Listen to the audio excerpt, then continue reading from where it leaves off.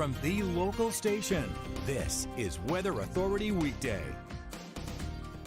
Well, good Monday morning, everyone. Meteorologist Chris Holtzman here. We're into the first full week of the new year. Hard to believe it's 2026. Feel like the year has flown by. And we are tracking some warmer weather over the upcoming week. It was a bit cooler, though, yesterday. We had temperatures in the 50s to right around 60 degrees, but now we're looking at sunshine across our area. Some clouds as well. We started out the morning with some dense fog, which I was forecasting yesterday as well. And that's really the common theme the next couple of mornings, just with the amount of moisture we have in the air. Again, visibility will be reduced for some of us. But let's take a look right now. You can see over Green Cove Springs, and we are tracking sunshine there into Clay County, and that sunshine will remain overhead as we head over the next couple of hours, so looking fairly calm there. Over Julington Creek, more sunshine as well. It was a bit breezy, though, yesterday, and that breeze has subsided. We had that front cross our area, but again, now we're looking at more improving conditions in terms of our wind, and also looking at improvement with any cloud cover. Now, also looking live as we continue on, we are tracking over Julington Creek again. More of that sunshine, some clouds overhead. A temperature of 59 degrees. So again, it was a cooler morning with temperatures in the 40s and 50s. And a live look at St. Augustine and St. Johns County, where we are tracking mainly sunny conditions. A beautiful morning if you are heading out. Just grab that jacket as it is a bit cool. Temperature there in St. Augustine right around 62 degrees. So we are tracking temperatures generally in the 60s. Jacksonville International, more clouds around, generally partly and mostly cloudy. And notice those temperatures are right around 62 degrees. A light wind around 5 miles per hour. And we are looking at, once again, a northerly flow, courtesy of that area of high pressure. That brought a northerly wind yesterday, which is why temperatures were a bit cooler, but we'll start to see some change to our forecast as that high moves offshore. That'll bring an onshore wind, meaning warmer temperatures will be around. In fact, highs will soar into the 70s over the upcoming week. And believe it or not, we could actually touch 80 degrees by the end of the week as well. So warmer temperatures are around. But again, we are looking across our area and some clouds moving in. Those are moving to the south, and we should be left with sunshine. Temperatures, if you are heading out, 59 now. And Waycross looking at 66 in Brunswick. Temperatures in the upper 50s in McClenny. Mid 50s in Lake City. Upper 50s in Orange Park. We have low 60s in St. Augustine. Palaca's reporting 58. And we have Green Cove Springs as well in the upper 50s. In terms of our wind speed, well, we do have that northerly wind direction right now, but eventually that'll change as we are looking at more of a return to a southerly flow, which is a warmer wind direction for us. That's why temperatures will go up as we head over the next couple of days. But our wind gust forecast showing generally light winds around 5 to 10 miles per hour. Now, in terms of our forecast for the day, we are looking at temperatures by the afternoon, generally in the 70s. Will be partly to mostly cloudy, and clouds will likely move back in by this evening as we are tracking another potential for some fog across our area. We'll have a temperature by 6 o'clock back into the 60s. But for the day today, temperatures running a bit above normal. In fact, our average high for this time of year is around 66, and we're looking at temperatures today in the upper 60s to low 70s across our area, so slightly cooler across our Georgia zones with high temperatures Waycross at around 68, 67 in Brunswick, upper 60s in St. Mary's, down into our Florida counties, a bit warmer with 70s being more common. But again, we're still looking at more clouds around than sunshine, but at least we'll get some more sunshine than what we saw yesterday across our area. Now, notice our rip current threat. There is a moderate risk for rip currents, mainly across our Florida zones, and that is due to some of that wind offshore. There is a trough of low pressure that will develop, and that could bring once again across our area a very spotty shower offshore. Likely will remain dry over land, but that uptick in wind off our coast is why we do have that moderate rip current risk. So be aware of that if you are heading out again. Not a high risk, but it is a bit more elevated across our area throughout the day today. Futurecast shows, though, as we go throughout the morning into the afternoon, more of those clouds will filter in, and then as we head into Tuesday morning, we're starting out the day with some fog. It will be dense in some spots, so just be aware of that. Temperatures will drop into the 40s and 50s. More of us will be in the 50s for tonight, but likely our Georgia zones and some of our other zones west of Jacksonville will likely fall into the upper 40s. So the jacket will be needed into Tuesday morning. 55 tonight in Mayport, 49 in Brunswick. We have Waycross in the upper 40s, 50 in Stark, low 50s in Green Cove Springs. Palatka right around 52 tonight. And here's that threat for that visibility. Notice some of those reds there. That's indicating the most dense fog. So again, it's not widespread where everyone will see it, but if we do get some fog around our area, it might be difficult to see for the Tuesday morning commute. So you might want to plan a little bit of extra travel time like we saw this morning. Again, the fog could be a bit dense. That's something we'll be looking out for as we head into our day on Tuesday. Now, the high temperatures as we head into the day tomorrow should be a very pleasant day.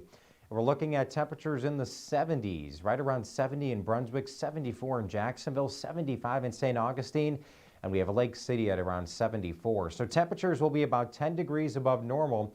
Again, the average high is about 66, and temperatures will only go up from here as we head into the next couple of days. So looking at futurecast across our area, there's those clouds moving in. Really not expecting widespread clouds on Tuesday, but again, something we'll be looking out for throughout the day as we are looking at definitely more sunshine in the forecast. Now, I do want to update you on our drought monitor because remember, this is updated every Thursday. So the latest drought monitor shows now most of our area that was in a dry or at least a moderate drought, now widespread moderate drought across our area. West of Jacksonville, notice some of the gold there. That is a severe drought.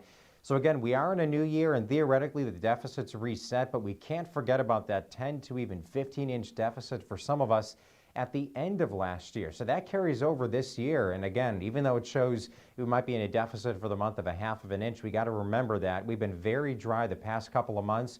So we certainly need the rain, but across our area, it's kind of divided in half. The eastern area is in a moderate drought and then a severe drought across the western area. And really rain looks fairly spotty over the next week. In fact, most of it should be north and west and north and east of our area and across the panhandle. That's as a front moves in. So you will see on our rainfall forecast, generally looking at the potential for over an inch of rain, mainly across Georgia, but from our Florida areas, we're looking relatively dry over the next 7 days. We do have a potential to see a spotty shower with an approaching front by the weekend, which we'll be tracking because the Jaguars are home. But let me show you at least the forecast that we have over the next couple of days. So clouds and radar show a dry front moves through Wednesday. High pressure is still in control. We'll see a mix of sun and clouds. And then by Thursday and Friday, notice off to our west, that is that front that will be approaching our area. So we'll be tracking the potential once again for a few spotty showers by Saturday or Sunday. Still have to watch the timing of that front as we're still several days away and that system is well across the country. But something we'll be monitoring as we head into the weekend. A few spotty showers will be possible. Should be very warm though by the middle to the end of the upcoming week. We're looking at temperatures. How about into the end of the week near 80 degrees? So let's talk about our forecast as we head over the next couple of days. In fact, I want to show you our temperature forecast starting with tomorrow. And you will notice those warmer colors over us. That's the orange, the yellow, the red. Really over most of the southern part of the country. Cold is trapped off generally to the north, and you'll see that's the case as we head over the next couple of days. So there's Wednesday showing that we are looking at some warmer weather ahead, and then even into Thursday. And Friday will likely be the warmest day of the week. Notice some of those brighter colors overhead, even into Saturday. There comes that front. Now, depending on the speed of the front, if it slows down a bit more, Saturday could be warmer. So we'll have to watch that, or we could have a scenario where the morning we'll see the warmest weather, and then temperatures drop by the afternoon. So it's all depending on the timing of that front. Still looks pretty comfortable Saturday, but again, Friday will likely be our warmest day of the week. I do want to show you our forecast moisture where you see the green. That's where it's a bit more moist out there. The gold color there, that is drier air. So you'll see into Tuesday and Wednesday, we're keeping that drier air to the north. So that's why fog will be a possibility. And then notice that surge of southerly air by Friday and Saturday. That's ahead of that front. You can clearly see the divide between the drier air to the northwest where all that gold is, and then the more moist air southeast of that front. And that's where we could see perhaps a spotty shower pop up on Saturday. In terms of our 7-day forecast, you will notice 70 for the day today, 74 on Tuesday, with overnight lows in the 50s. And then as we head through the rest of our forecast, we are looking at temperatures up to near 80 degrees by the end of the week. So we are warming up significantly. with that southerly wind across our area. And then notice by the weekend, we are looking at temperatures generally in the 70s, but back into the 60s on Sunday. So cooler behind that secondary front. And overnight lows are above normal as well. Average low is in the 40s. We're looking at 50s and 60s across our area. Do want to end our local part of the stream with talking about our temperature outlook because, well, don't be fooled by these warmer temperatures because beyond this week, it looks like next week we're looking at a better chance of below normal temperatures. Keep in mind that's below our average high of 66. So we will be tracking at least some cooler weather perhaps on the way as we head into the next week. So once we go through this week, likely a cooler pattern will set up. We'll see if any rain falls during that. We certainly could use the rain, but again, just giving you a heads up that likely cooler temperatures will be on the way after this unseasonably warm stretch across our area. So that was a breakdown of your local forecast. What about across the country? We'll be back after the break and I'll give you the latest details on our national forecast. Welcome back, everyone. Meteorologist Chris Holtzman here. So that was a look at our local forecast. Let's take a look across the country, and I will start with our temperatures. Certainly looking at some bitterly cold temperatures. Generally north of our area, we're in the 20s and 30s across the plains into the Pacific Northwest. The Northeast as well, very cold, looking at temperatures in the 30s across the region. When you factor in the wind chills, notice most of the country, especially across portions of the plains into the Midwest, looking at that wind chill in the 20s and 30s, even colder in New England where you see some of that purple across Vermont, New Hampshire, and Maine. That's a wind chill in the single digits and teens. So fortunately not a concern for us in Florida as we are looking at temperatures generally in the 50s and 60s. Now, very similar to what we've been talking about the past couple of weeks, our weather setup that we have today, more rain across portions of the Northwest, including a system along aiding rain and snow and to the western United States. And by the way, speaking of California, so far 2026 has been historic for parts of the state, but not in a good way. Record-setting king tides have hit sections of the state. So on top of the rain, you have the king tides causing flash flooding and significant damage. John Lawrence reports. Most of our stuff is just getting taken out by the current. So far, it's been a soggy new year for many in the Golden State, where some streets have transformed into makeshift rivers. This area is flooded frequently, but I've never seen it this bad. And I think it looks like people were pretty unprepared. Severe storms struck across California over the past few days. Certain counties saw more than 4 inches of rain over a 48-hour period. As I tried to pass through this bigger part of the flood, I'm in a Mini Cooper and it just was a little too low, so here I sit. On Sunday afternoon, half the streets in the Bay Area's Larkspur Marina neighborhood were underwater after the overflowing of the Corte Madera Creek. We're trying to keep as dry as possible, you know, every sump pump, every sandbag, but this is just kind of normal for this area. But it's just this is really much worse than we've ever seen. King tides are the highest predicted tides of the year for a coastal location, and officials say these are the largest ones the region has seen since 1998. They happen this time of year, but when in combination with storms like we've seen the last few days, it can really wreak havoc. You see a lot of flooding in a lot of low-lying areas, plus you'll see higher levels in our creeks. So we're really letting people know they need to be ready. I'm John Lawrence reporting. All right, well, we certainly are tracking the rain continuing to fall over California. So again, it is a very wet forecast. It's been like that even since the end of last year. So for the morning, we have that system bringing rain and snow. The portions of the west, that area of low pressure will keep rain around for portions of San Francisco and Northern California, and even snow across the Sierra Nevadas. And notice as we head into the evening hours for this evening, that low will still channel with that southerly southwesterly wind. More moisture across the west coast, so it is a very active setup. And then look at our setup that we have across the northern part of the country. The jet stream is to the north, so we have a chance for wintry precipitation near and north of that system track. That includes portions of New England over to the Midwest, upper plains into Canada where that snow track will be. Now our temperatures set up a large part of the country seeing above normal temperatures, and that's courtesy of that jet stream lifting to the north. So above normal temperatures across much of the central U.S. with a mild flow across the jet stream, and that milder air but that area of high pressure will eventually move into our region as we head into the day tomorrow. So our overall setup into tomorrow, you will notice active track with a couple of storms moving into the Great Lakes. So by the afternoon, likely an icy mess across portions of Michigan, Wisconsin over to Canada, as we're tracking the potential for some wintry precipitation there.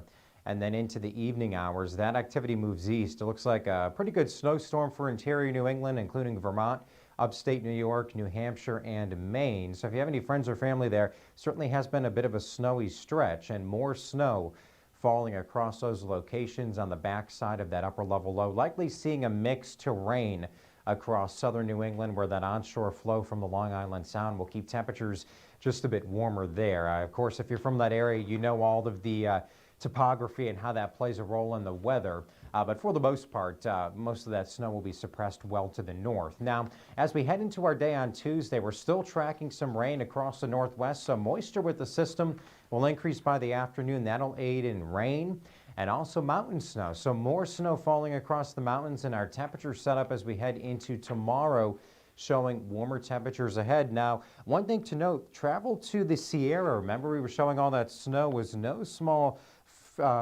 this chore after the recent storm collided with the end of winter break.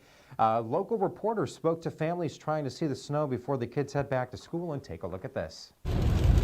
From dramatic downpours to steady snowfall, driving anywhere in NorCal Sunday was, I'll say, chaos, man. It's crazy. Yeah, pretty hectic, man. Especially for Eduardo Obando, taking a day trip with family from Antioch so his kids can see the snow before they got to see the classroom. Glad we're here, you know. Yeah.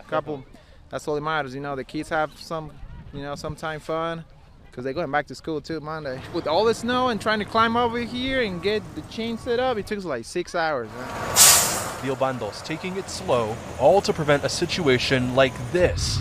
At least 10 cars stopped and stuck on Highway 267 in Placer County, the CHP said, due to multiple spinouts. I've seen a couple cars, you know, on the side of the road, because it's pretty slippery, it's pretty icy.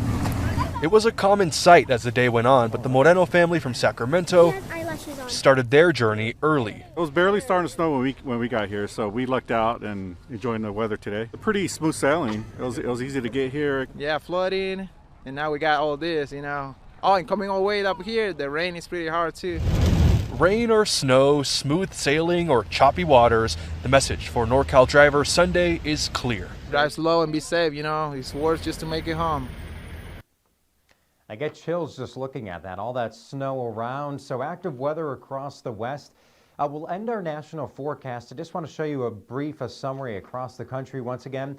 So generally Monday for the day today, dry across the southeast. Central part of the country is dry and warmer. There's that snow across New England and across the northwest. As we head into our day tomorrow, we are looking ahead, and well, you will notice that we do have some rain across portions of the Midwest again.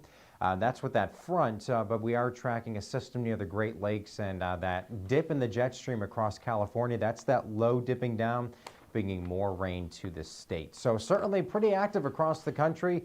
Not active though here across Georgia and Florida, looking relatively quiet over the upcoming week. Our only chance for rain will arrive by the end of the week and weekend with an approaching front, but we still have to watch the timing of that front. So that's a look at your local and national forecast. And right after the break, I'll show you some photos that were sent in for SnapJax. We'll be right back.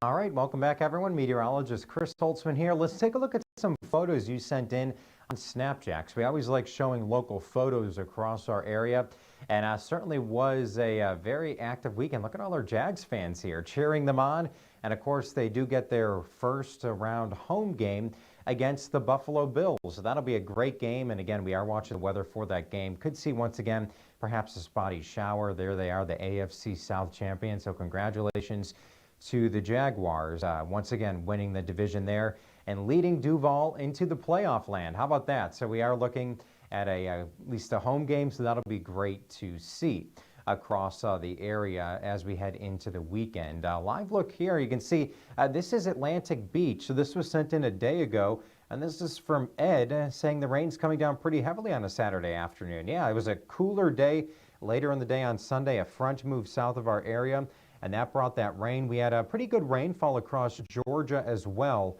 and that was generally over an inch or more. Very beneficial rainfall, though, across our area. Stephanie sent this photo in showing some of the darker clouds overhead, and that was really showing that that front was pushing generally south of the area. And thanks, Stephanie, for sending that in. And Flamingo sent this in there. Look at that, the red sky in the morning. Of course, we are looking at that. Of course, the sailing red sky in the morning, sailors take warning. So that was 2 days ago. And we are looking at some of that least coverage of activity there. And look at this nice photo sent in as well. Happy first birthday there. And also look at that yesterday. 2 days ago, rather. So this was taken showing the moon being full. So we had a full moon in December, and we'll be watching for another full moon as we head into January. So, of course, we had that beautiful meteor shower last week, and certainly even earlier in the month, we had 2 meteor showers in December. And again, we'll be looking at some sky at least conditions, perhaps better for viewing as we head over the next few weeks. So, of course, that's a look at your weather locally across the country. And some of your photos sent in on SnapJax, we always like to show those, of course, on the stream. So feel free to send those in. But overall, fairly quiet over the next few days across our area. Of course, we'll have the latest forecast coming up at noon and also this evening. And, of course, we'll be online and on our weather app. But for now, I hope you have a great rest of your Monday. See why every day more people are choosing News4JAX, Northeast Florida and South Georgia's #1 source for local news.